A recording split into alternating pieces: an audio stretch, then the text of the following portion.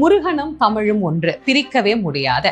தமிழ் எப்படி இருக்கிறதோ அதே இலக்கணத்தோட முருகப்பெருமானுடைய அமைப்பும் அமைந்திருக்கிறது. முருகு அப்படிங்கிற நாமம் தான் மருவி முருகன் அப்படின்னு வந்தது. அப்போ ஆதியில இருந்தது முருகு அப்படிங்கிறது தான்.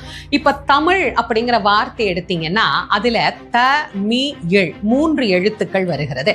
இந்த 3 எழுத்துமே முறையே வல்லினம், மெல்லினம், இடையினம் அப்படின்னு 3 இனங்களை நமக்கு குறிக்கக்கூடியதாக அமைந்திருக்கிறது. அதையே நீங்க முருகு அப்படிங்கிற வார்த்தை எடுத்துக்கிட்டீங்க அப்படின்னா மகரமையின் மேலே உகர உயிரேரியாக மூ என்கின்ற எழுத்தும், ரகரமையின் மேலே உகர உயிரேரியாக ரூ அப்படிங்கிற எழுத்தும், ககரமையின் மேலே உகர உயிரேரியாக கு அப்படிங்கிற எழுத்தும் அமைந்திருக்கிறது. மு ரு கு. முருகு முருகு முருகு என யார் ஒருவர் உருகுகிறார்களோ அவர்களிடத்திலே கண்முன்னே தோன்றி காட்சி தரக்கூடியவராம் முருகப்பெருமான்.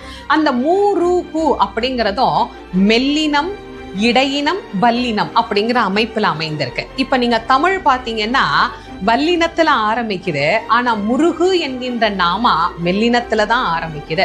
தன் நாமத்தை சொல்லுகிற போது கூட மென்மையாக தன்னுடைய நாமத்தை சொல்லணும்.